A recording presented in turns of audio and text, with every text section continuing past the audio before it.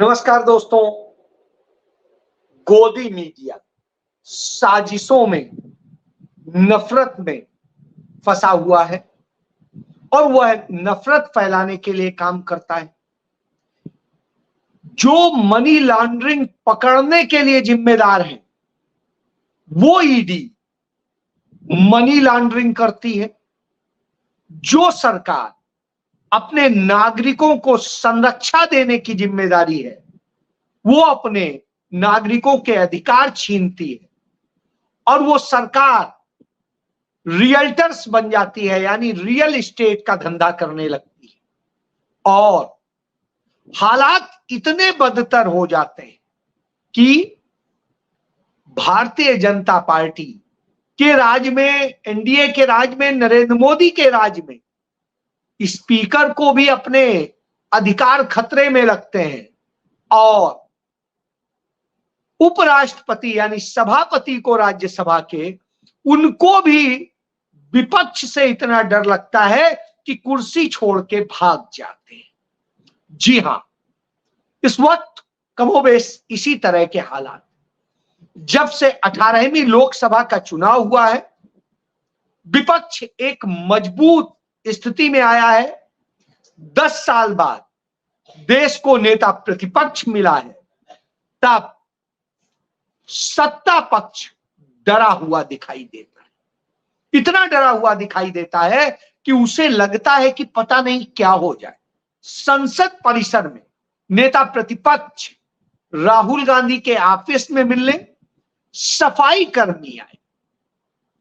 बड़ी मुश्किल से उन्हें आने की अनुमति मिली और उनके ऑफिस में ही जब मछुआरों का डेलीगेशन मिलने आ रहा था और जब मछुआरे आ रहे थे, किसान आ रहे थे, कुछ और लोग थे, तो उन्हें रिसेप्शन पर रोक दिया गया, उन्हें पास नहीं दिया गया। अंत में नेता प्रतिपक्ष राहुल गांधी उनके पास खुद पहुंच जाते हैं। सरकार डरती हुई नजर आती है। अब इस सरकार को किसानों से डर है, इस सरकार को मछुआरों से डर है, इस सरकार को गरीब गुरबों से डर है। यही तो राहुल गांधी कहते हैं कि इस 90% से तुम डरते हो, उसकी बात नहीं करते हो, बजट बनाते हो तो उसे शामिल नहीं करते हो और कहते हो ये भारत का बजट है, ये भारत की सरकार है। तो भारत की सरकार में क्या हो रहा है? भारत की सरकार जो कहती है हम 140 करोड़ लोगों का प्रधानमंत्री है, उनकी सरकार, उस सरकार में इस देश की एक बड़ी आबादी का हक, उसकी अपने तमाम जो धार्मिक विश्वास है उन सबको तोड़ने का काम चल रहा है। और सरकार रियल एस्टेट की तरह से काम कर रही है, रियल्टर्स की तरह जब काम करती है तो निश्चित रूप से सवाल उठेगा। आज सरकार ने वक्फ बोर्ड संशोधन विधेयक पेश किया।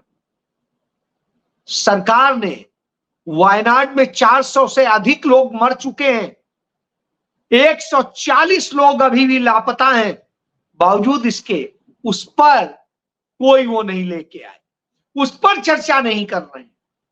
वो चर्चा नहीं कर रहे हैं कि हिमाचल प्रदेश में कैसी आपदा आई है, वो चर्चा नहीं कर रहे हैं कि जम्मू कश्मीर में कैसी आपदा आई है, वो चर्चा नहीं कर रहे हैं कि उत्तराखंड में कैसी आपदा आई, वो असम की आपदा की चर्चा नहीं कर रहे हैं, वो देश के तमाम हिस्सों में आई आपदा की चिंता नहीं कर रहे। लेकिन उन्हें जमीनों पे कब्जे का काम, इस बात को अखिलेश यादव ने बड़े अच्छे ढंग से कहा कि यह सरकार भारतीय रियल एस्टेट पार्टी, यह भारतीय जनता पार्टी नहीं है, तो यह भारतीय जमीन पार्टी है।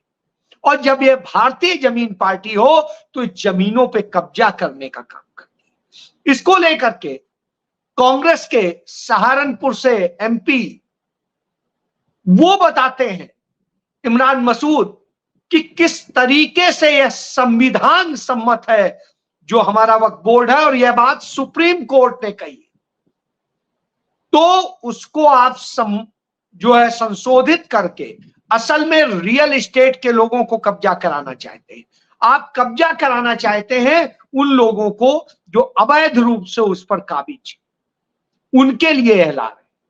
उदाहरण देख लीजिए, जो मुकेश अंबानी का मकान बना हुआ है मुंबई में आलीशान, इस देश का सबसे महंगा मकान है, वह मकान वक्फ बोर्ड की संपत्ति पे बना है।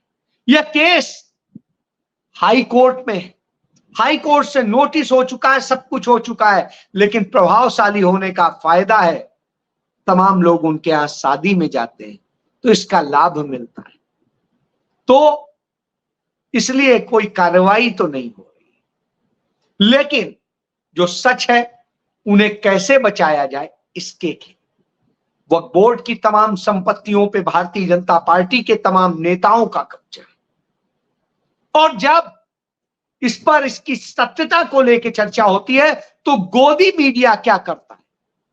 गोदी मीडिया भारतीय जनता पार्टी के नेताओं को सामाजिक कार्यकर्ता कह के बैठाता है। उदाहरण इसके मौजूद, इतने उदाहरण मौजूद हैं कि आता है कि किस तरह की साजिशें रची जाती हैं और इस देश में चल क्या रहा है।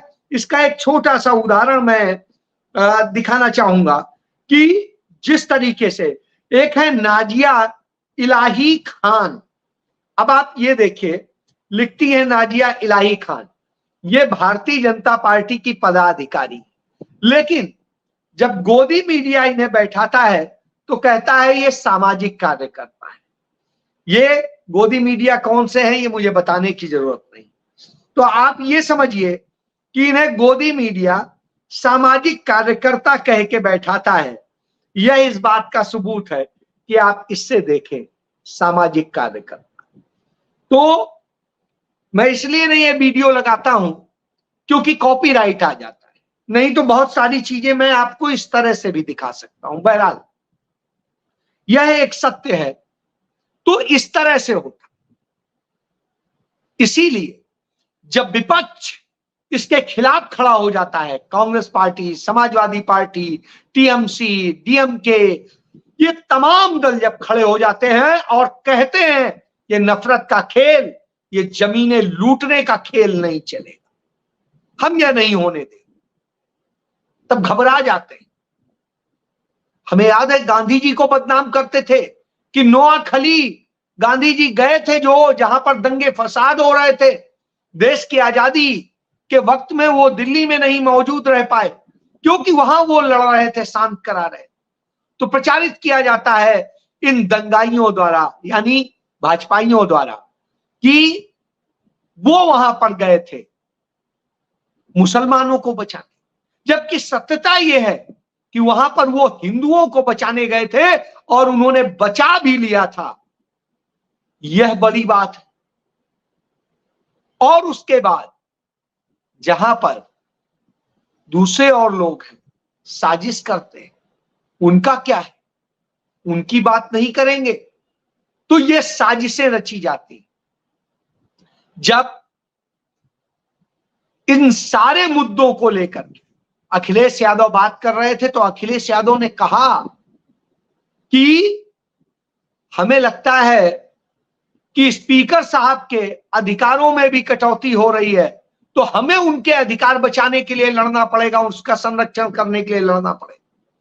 भारतीय जनता पार्टी और उनके नेता बौखला जाते हैं और हालत यह हो जाती है कि अमित शाह खड़े हो जाते हैं और वो कहते हैं कि वो विपक्ष के स्पीकर नहीं है, वो हमारे स्पीकर हैं और हम उनके अधिकारों का संरक्षण कर सकते हैं।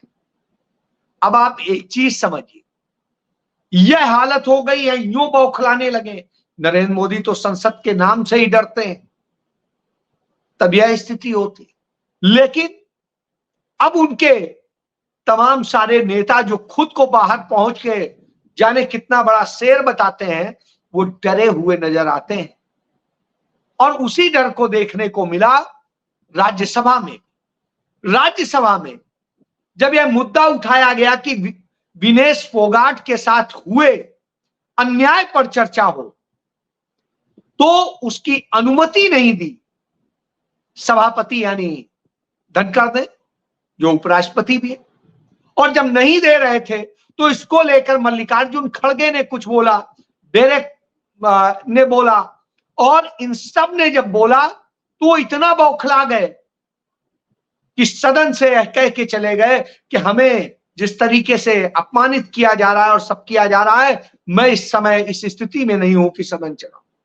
अब आप समझिए, उस पर चर्चा ना हो इसके लिए चले जाते हैं, यह नहीं कि उसकी अनुमति दे दें। चर्चा करा लीजिए कि क्या साजिश हुई है, क्योंकि साजिश पर चर्चा होगी तो नरेंद्र मोदी का नाम आएगा, नाम आएगा भारतीय जनता पार्टी का, नाम आएगा उनके तमाम सारे उन नेताओं का जिन्होंने यह साजिश रची।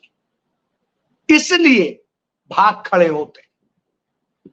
लेकिन उधर भूपेंद्र सिंह हुड्डा कहते हैं कि हमारे पास इतना संख्या बल नहीं है, नहीं तो हम विनेश फोगाट को राज्यसभा भेज देते और इस तरह से सम्मान देते। भाजपा कहती कि हाँ आप खड़ा कीजिए, हम भी साथ देंगे, तो नहीं तैयार है उसके लिए। अब आप समझिए कि इस तरह की साजिशें होती। तब विनेश फोगाट के ताऊ महावीर फोगाट आके बोलते हैं कि अरे क्या दिया, वो इसकी लड़ाई नहीं लड़ते कि विनेश के साथ गलत हुआ, वो इसकी लड़ाई नहीं लड़ते कि विनेश और उनके साथियों को कैसे घसीटा गया, क्या क्या किया गया। उनकी बेटी बबीता फोगाट और गीता फोगाट को वो भाजपा में शामिल करा देते हैं। अब आप सोचिए, गीता फोगाट को नौकरी किसने दी थी? कांग्रेस शासन में ही उन्हें सब इंस्पेक्टर दिया गया था। भारतीय जनता पार्टी में वो शामिल हुई, उनकी बेटी, और इन्होंने समर्थन किया तो उसे डीएसपी बना दिया। यह हुआ था। और दूसरी तरफ जिस तरह से, तो यह स्थिति है कि खिलाड़ियों के यौन शोषण पर नहीं बोलते हैं, वो यहां पर बोलते हैं। इस तरह से भाजपा साजिशें का दौर है, तो ये साजिशें रची ही जाएंगी। जमीनें हड़पने से लेके हर चीज की साजिश रची जाती है, और वैसा ही होता है। ईडी सब चिल्लाते हैं, ईडी ने यहां छापा मारा, ईडी ने वहां छापा मारा, ईडी ने ये किया, ईडी ने वो किया, बड़ा बड़ा प्रचारित होता है। कि आज किसी अखबार ने छापा है कि ईडी का एडिशनल डायरेक्टर मुंबई में गिरफ्तार किया गया है 20 लाख रुपए रिश्वत लेते हुए। इसके पहले याद करिए 2023 में ईडी का ही अफसर शराब घोटाले के मामले के आरोपी से 5 करोड़ रुपए की रिश्वत लेते गिरफ्तार किया गया था। इसके पहले चेन्नई में ईडी का अफसर और टीम पूरी रिश्वतखोरी करते हुए गिरफ्तार की गई थी, और ईडी के लोग गिरफ्तार किए गए थे राजस्थान में, कहां कहां नहीं हुए। और जब इस तरह की चीजें होती हैं, तब नरेंद्र मोदी या भारतीय जनता पार्टी की आवाज नहीं निकलती, लेकिन इस पर निकलती। वक्फ बोर्ड की संपत्तियां चाहिए, उन्हें वो करना है। तो विपक्ष ने आज ताकत दिखाई, और विपक्ष की ताकत का यह असर था कि भारतीय जनता पार्टी बैकफुट पर आई, और अब उसने कहा कि हम इसे बिल को जेपीसी के लिए भेजेंगे, ज्वाइंट पार्लियामेंट्री कमेटी, जिसकी मांग बार बार तमाम चीजों को लेके राहुल गांधी और सब लोग करते रहे कि राफेल की जांच जेपीसी से करा लीजिए, इसकी करा लीजिए, उसकी करा लीजिए। ये लोग नहीं तैयार हो। लेकिन आज सबसे बड़ा दुख का विषय कि ये रियल एस्टेट का धंधा इस तरह से खोलने का एक काम हो रहा था, और नीतीश कुमार और चंद्रबाबू नायडू ये सब आज भाजपा के साथ उस अन्याय में खड़े थे। वही स्थिति है कि कौरव पांडव की लड़ाई हो रही थी, और कैसे सत्ता के लिए लोग दुर्योधन की सरकार से डरते थे और उसके साथ खड़े हो जाते थे। आज वही स्थिति देख, लेकिन राहुल गांधी के नेतृत्व में आज पूरा विपक्ष एक होकर के खड़ा हुआ, और यह हालत हुई। कम संख्या वाला विपक्ष भाजपा को डरा देता है। अमित शाह डर जाते हैं, बोलने लगते हैं। तो यह इस बात का संदेश है कि अब यह स्थिति नहीं। इसके अलावा साजिशों का चूंकि दौर है तो ये चलते रहेंगे, वही साजिशें होती हैं। उन्हीं साजिशों में यह आता है कि जिस तरीके से इस देश में तमाम साजिशें भारतीय जनता पार्टी कर रही है, देश में हो, देश की सीमाओं पे साजिश हो रही। हमारी समझौता एक्सप्रेस जो थी, उसका आधे से अधिक समझौता एक्सप्रेस आज पाकिस्तान के कब्जे में, उसको भारत सरकार नहीं ला पाती। भारत सरकार बांग्लादेश से दोस्ती की बात करती थी, लेकिन वहां से जब आता है अपने लोगों को बचाने की बात कि चलिए जाइए बचाइए उन हिंदुओं को, तब हिम्मत नहीं आती है। वहां के मुस्लिम खड़े हो रहे हैं उनके लिए दीवार बन के, उन्हें बचाने के लिए। नरेंद्र मोदी या भारतीय जनता पार्टी का कोई मंत्री वहां नहीं जाता है कि बचाव के लिए काम करे।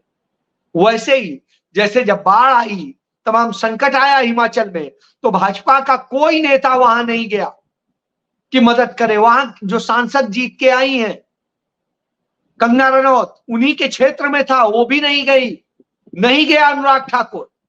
क्या कहा, जब सुरक्षित हो जाएगा तब जाए। आप इससे समझ सकते कि ये लोग इतने डरते। इसी तरीके से वायनाड में आपने देखा, वायनाड में कोई मदद को नहीं किया। वहां के लोग थे या राहुल गांधी और प्रियंका गांधी। तो उत्तराखंड में आई तो वहां पर कांग्रेस के लोग मदद कर रहे थे। हिमाचल में कांग्रेस की सरकार है, वहां का मुख्यमंत्री खुद ग्राउंड जीरो से काम कर रहा था, उनके मंत्री कर रहे थे। तो यह अंतर है दोनों। उधर जम्मू कश्मीर में आई हुई, वहां पर भी ये नहीं दिखाई दे रहे, तो वह ब्लैक है। तो आप इससे समझिए ये इस तरह से साजिशें रचने वाले लोग हैं, सिर्फ वही कर सकते। तो ये कहीं मदद के लिए नहीं जाए, ये यही खेल करे। तो वैसे ही पाकिस्तान से वो रेल नहीं ला पा रहे हैं अब तक, समझौता एक्सप्रेस जो है, और उसे शुरू भी किया था अटल बिहारी वाजपेयी, बड़ा प्रेम दर्शाया था। नरेंद्र मोदी प्रेम दर्शाने जाते थे, कभी बिरयानी खाने, कभी उनकी अम्मा को नवाज शरीफ की साड़ी लेके जाते थे, उनके पांव छू के आशीर्वाद लेते थे। तो वह दिन याद है, दूसरों को न जाने क्या क्या कहेंगे, खुद की स्थिति है। वहां से इनके लिए आम आते थे और बहुत कुछ आता था। तो ये नफरत वाले लोग आपको लड़ाएंगे, आपकी चीजें हड़पेंगे, लेकिन वास्तव में वहां जाके पांव पड़ेंगे, जैसे सऊदी अरब के सुल्तान के यहां जाते हैं, वहां पांव पड़ते हैं, गले लग।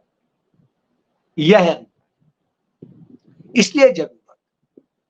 आज वह पवित्र दिन है जब महात्मा गांधी ने मुंबई की धरती से, तब बॉम्बे था, बॉम्बे की धरती से 1942 में अंग्रेजों भारत छोड़ो आंदोलन शुरू किया था, और उसने यह हालत कर दी थी कि अंग्रेजों को भारत छोड़ के भागना पड़ा, और भारत के लिए उन्हें इंडिया इंडिपेंडेंट एक्ट लेके आना पड़ा। और वह एक्ट आया जिसके कारण हमें आजादी मिली।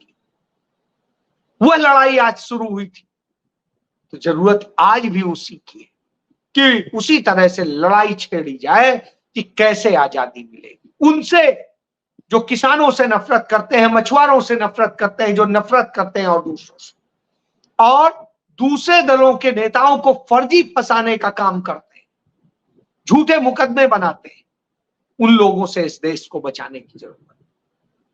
तो वही लड़ाई आज भी लड़ने की जरूरत है, क्योंकि उस समय यही संघी भाजपाई जो है आज, वो अंग्रेजों के साथ खड़े थे। मुस्लिम लीग जो पाकिस्तान चली गई, वो अंग्रेजों के साथ खड़ी थी और कह रहे थे, साहब आप मत जाओ देश छोड़ के, हम आपके साथ हैं। तब कांग्रेस के 7.5 लाख लोगों ने शहादत देके, शहीद होकर के इस देश को आजादी दिलाई थी।